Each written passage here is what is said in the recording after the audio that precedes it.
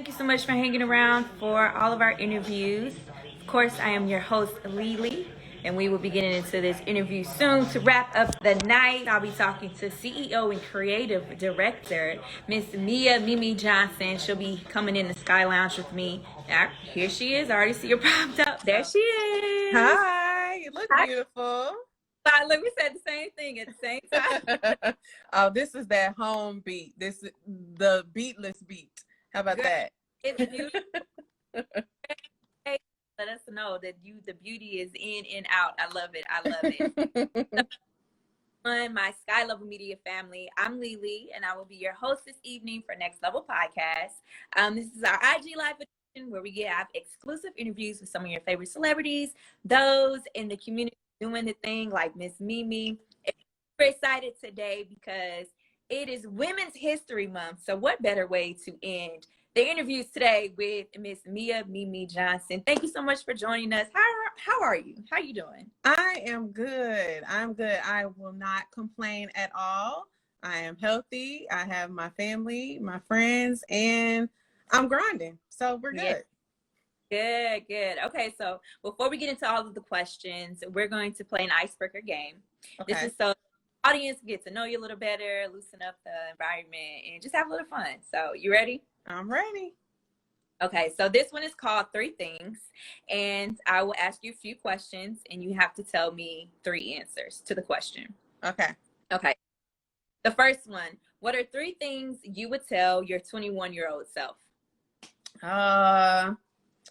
Live my life fearlessly. Don't worry about what people say. And shoot, that third one is hard. God, that third one's really hard. Because I feel like I've lived my life. Yeah.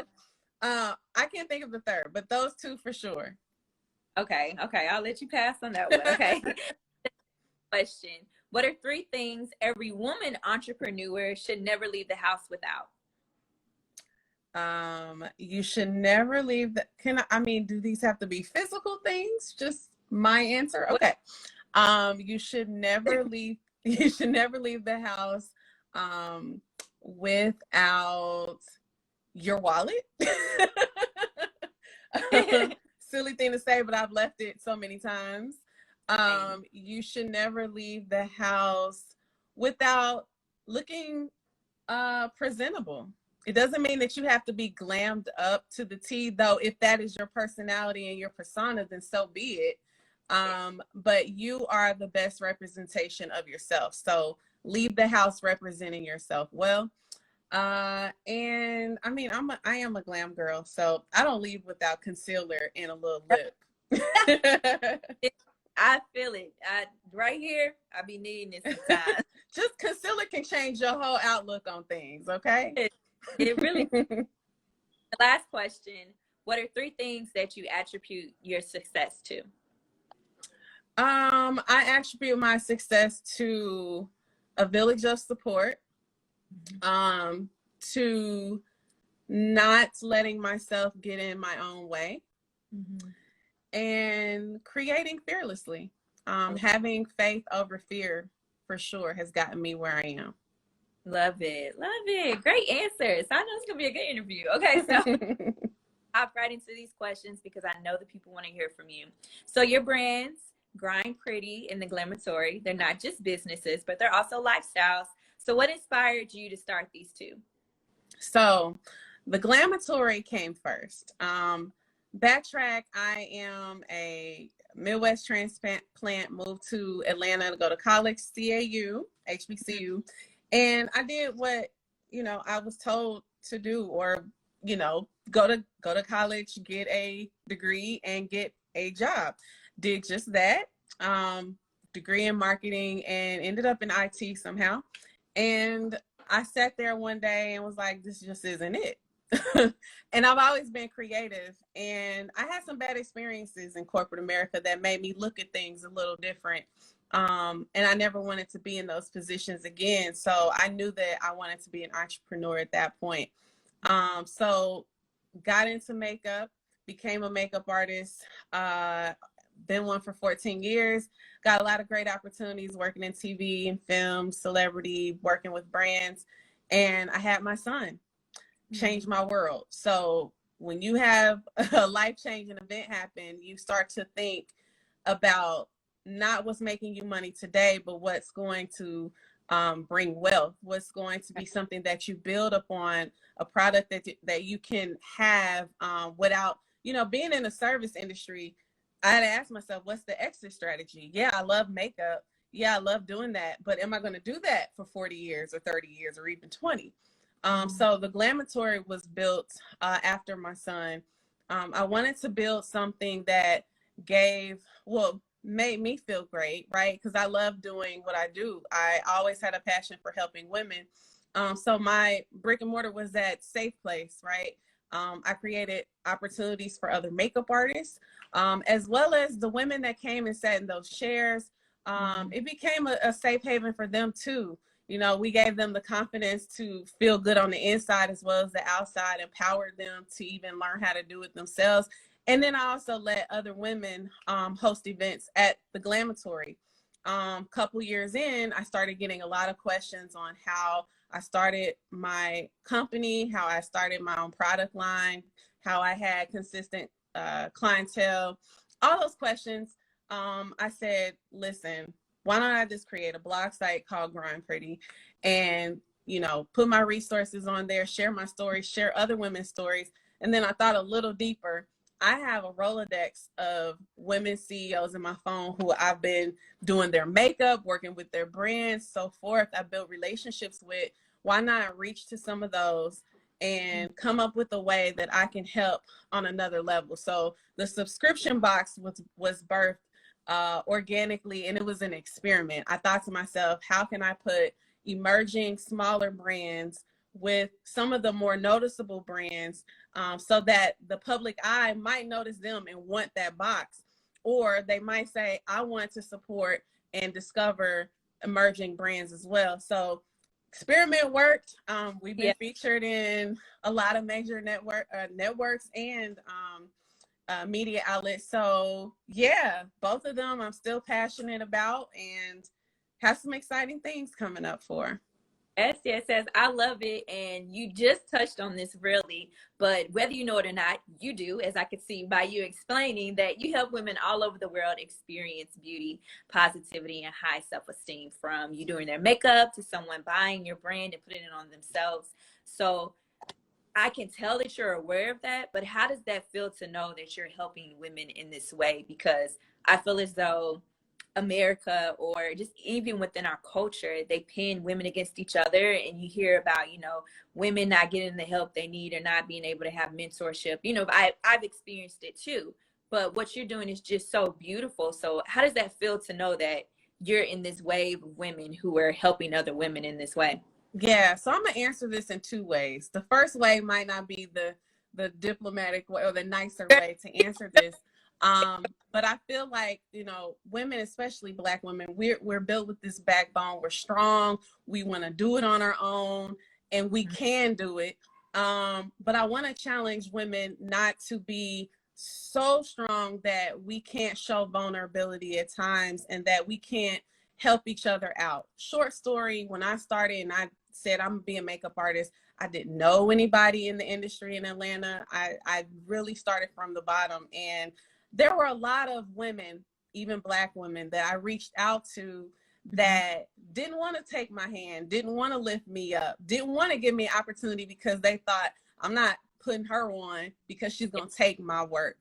And that always stuck with me. But instead, I was like, yo, I'm going to be the opposite.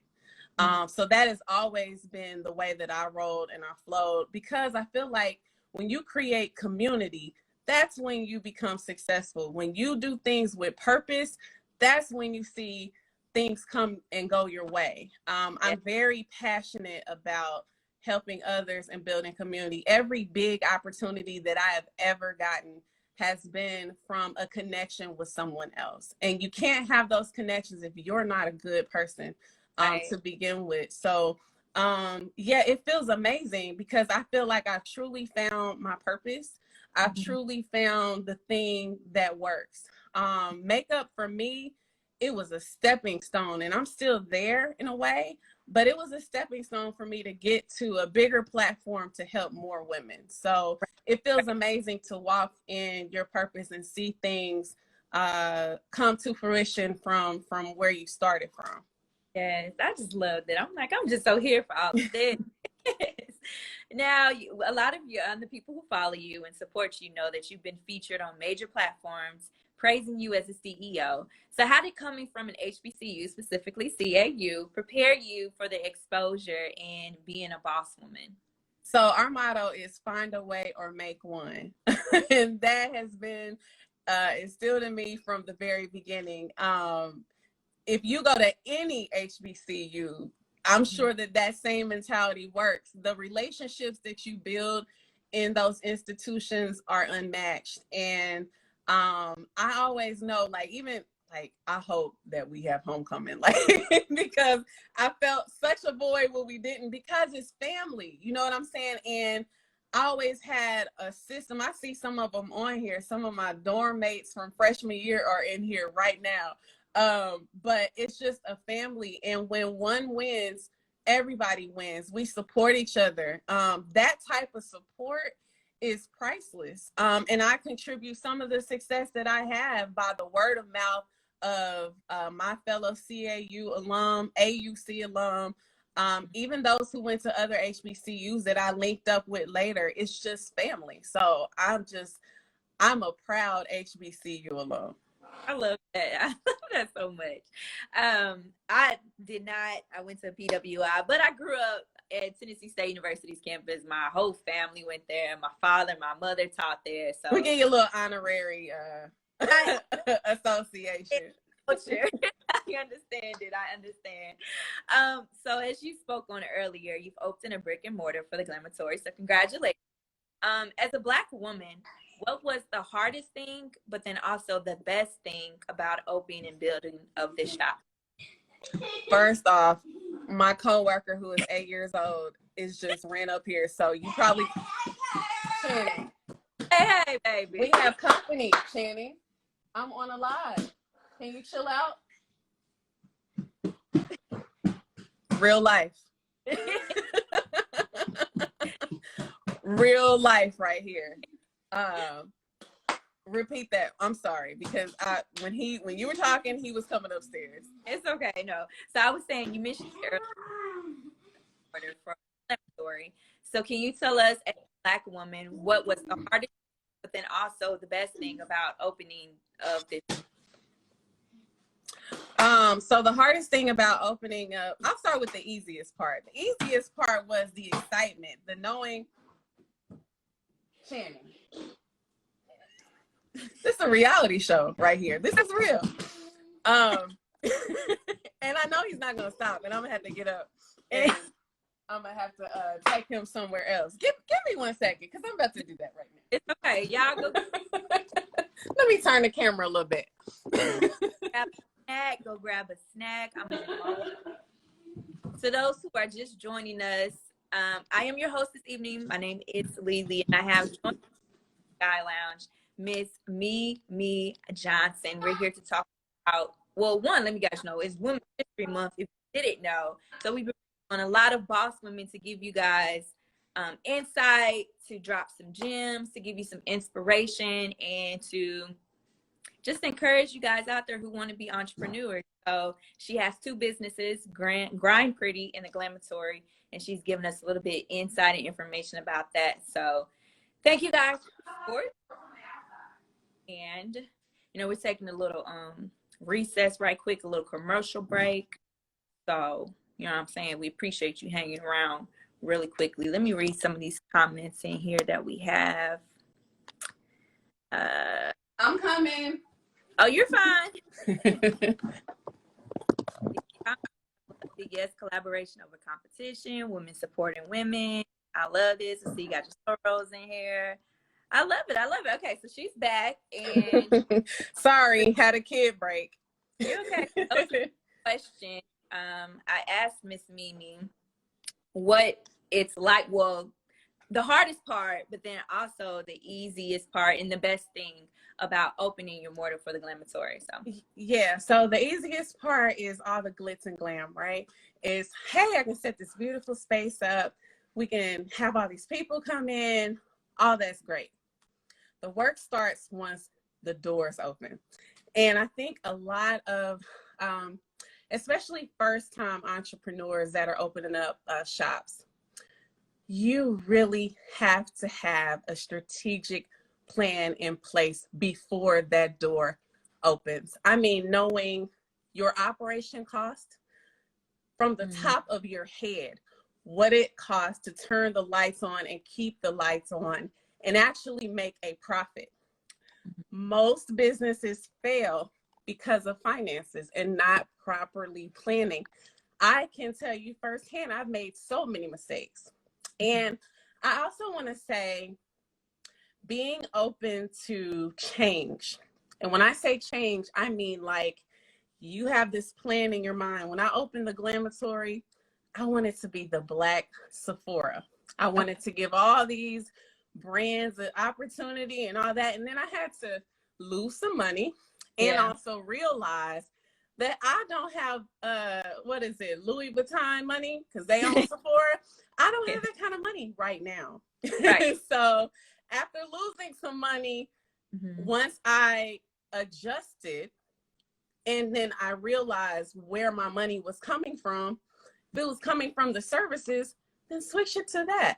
You know what I mean? So I also want to challenge, as you go through business, things are going to change and you're going to see what is working and what's not working. So always be open to change, be open to mentorship, and be open to investing in other people.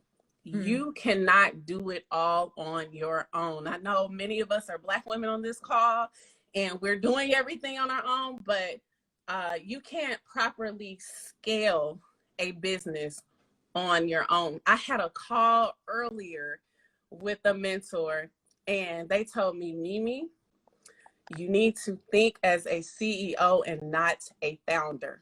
That is a word. Okay.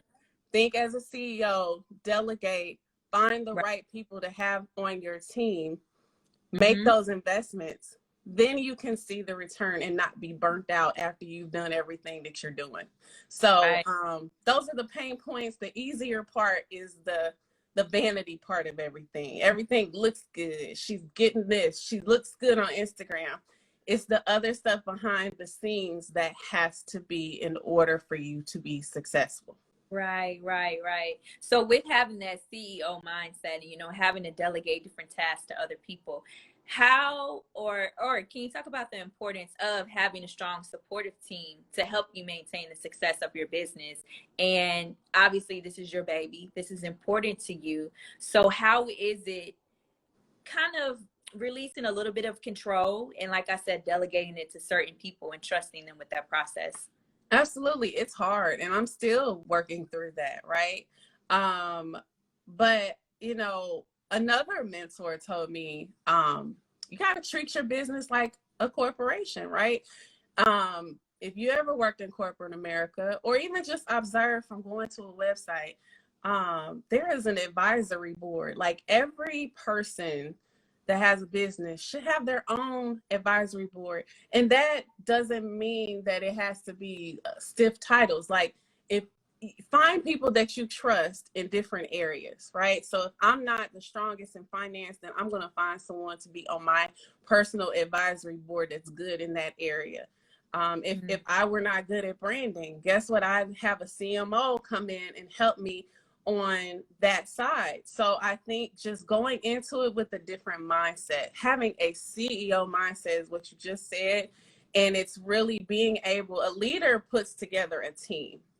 And I know it's hard because when you start out, you don't have the capital, right? You don't have the capital to hire all these people, but start where you can, if you have $1,000 and you're doing it on your own, how can you flip that 1,000 to 10,000, right? You get to that 10,000, then you get on Upworks and Fiverr. Find a good intern is like a needle in a haystack, but it can happen. But just start with the small stuff, and then scale it up. You know, handle what you can handle first, and then you build. You don't have to hire all these people from the beginning, but I'm talking about truly scaling, right? So I think as long as you make things into goals quarterly, really just treat your business as if it were a corporation. Corporations have fiscal, they work off a fiscal year. They have the quarters. Every quarter there's a meeting with the earnings that come out. If you don't know how much you're truly making, how can you scale?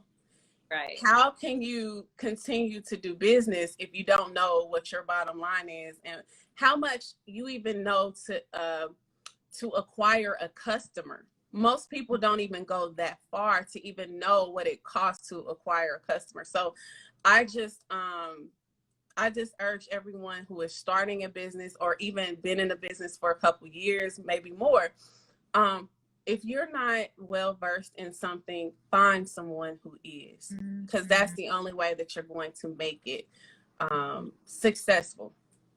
I love it. I hope everyone in his comments are taking notes, because you are spitting gems right now.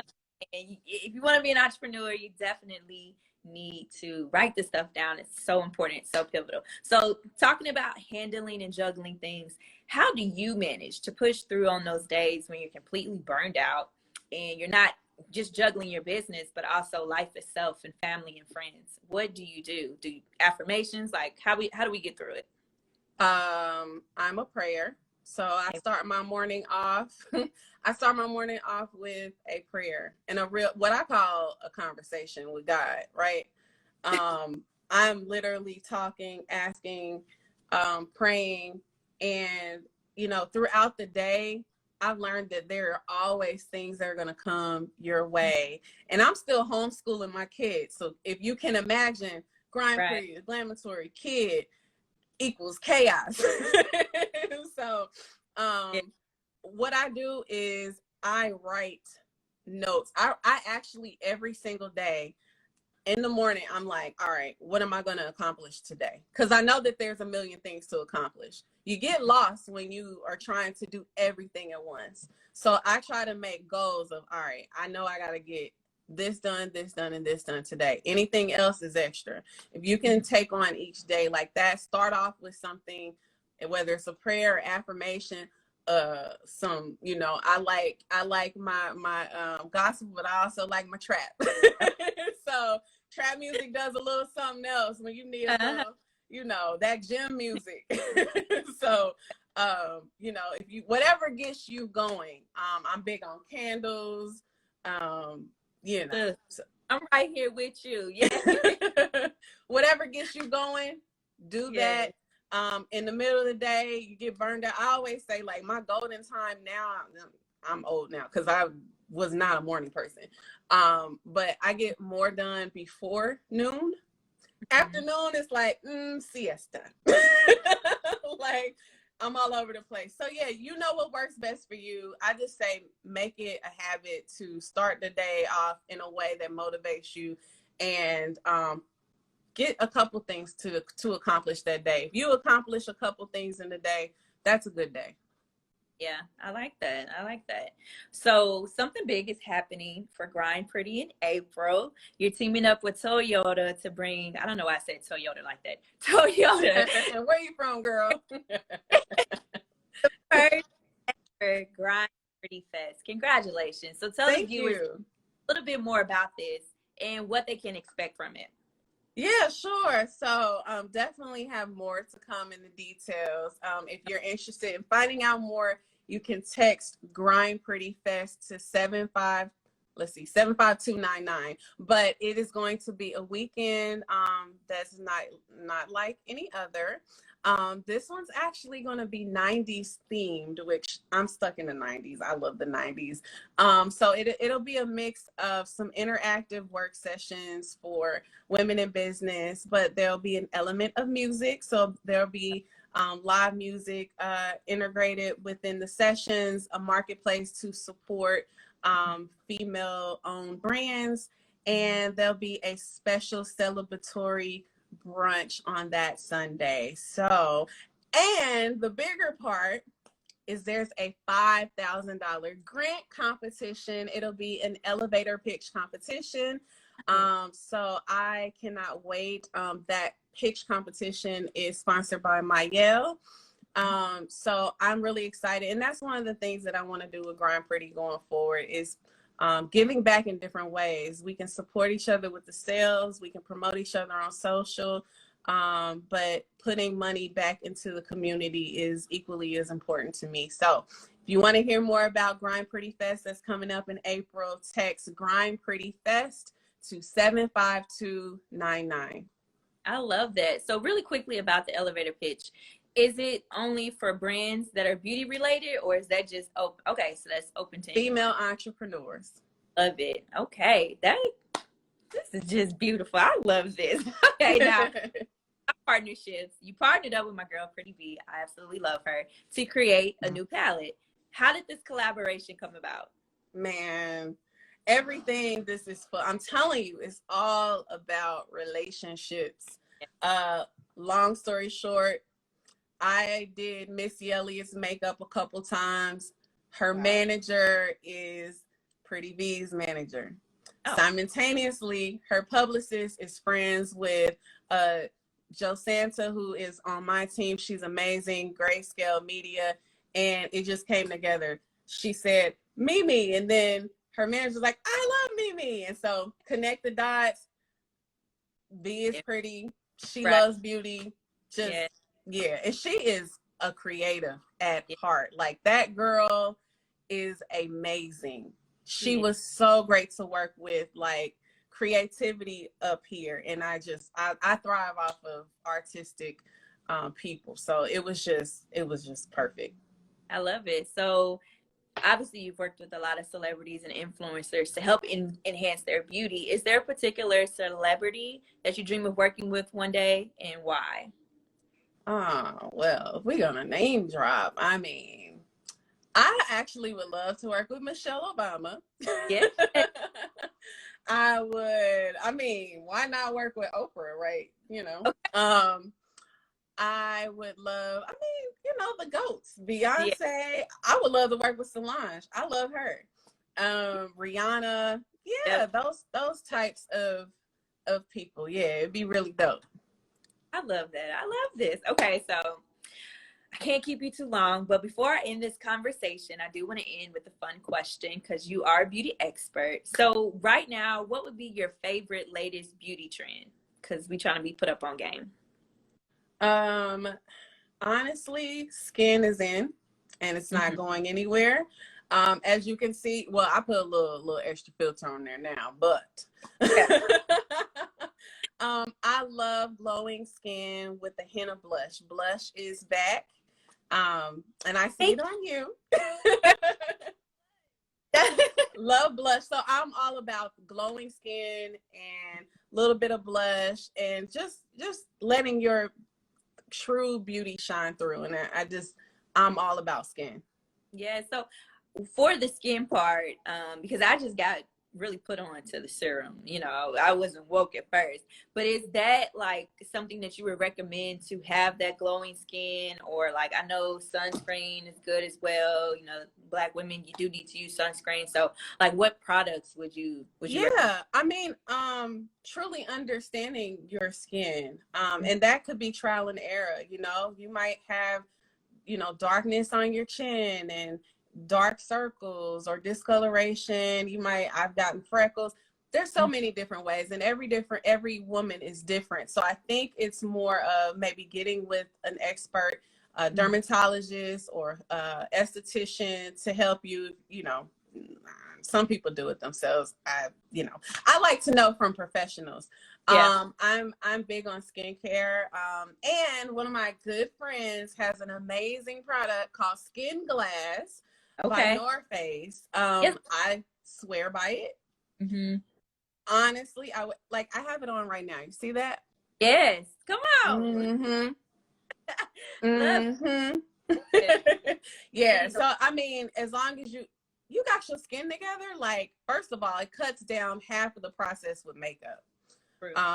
So yeah, I think your core is, you know, a good wash, moisturizer, serums, and I mean, serums are there for different targeted reasons. So finding the right one for you. And I like to exfoliate like at least once a week. I like to have some self-care Sundays, so I do mask on those days when I can. But yeah, you take care of your skin. It cuts down the process of makeup. You don't have to wear so much coverage, and you can just put a little glow onto your face and be all good. I mean, concealer is not negotiable. So. All right. I want to hear saying drink water. Yes, you have to drink your water. Oh yeah, you definitely are what you eat too. I cut out a lot of fried foods, and my skin texture changed too. Wow. Okay. Love it. Love it. Okay. Well, before I let you go, tell everyone what's next for you and how we can all follow you, support you, and just keep up with you. Yeah, so you can always follow me at Mimi J Online, because I tell you everything that I have going on my personal page. Again, text Grind Pretty Fest to 75299 to be the first to find out and maybe get a little insight, some deals on Grind Pretty Fest. And if you are a makeup artist, I am by request bringing back my Secure the Makeup Bag mentorship program. So DM me about that if you want to know more about it. And yeah, I think that, tomorrow I am actually going live with Jessica Judy Dupart. Okay. And she is one of my next cover girls for Grind Pretty. So yeah, if you want to head over to Grind Pretty tomorrow at 7 p.m. Eastern, we're doing a big cover reveal. Love it. Love it. Love it. Love it. Well, thank you so much for joining us, for dropping gems, and just being open and honest, transparent. We really appreciate it. So for everyone out there, make sure you follow Miss Mimi. You guys support her. And just keep doing your thing. I'm so proud of you. I can't wait to meet you in person one day. And yes. I'm loving that you're getting your roses because you deserve them. So keep up the great work. Thank you, girl. You look beautiful. Thank you so much for having me. No problem. You take care. All right. Bye, y'all.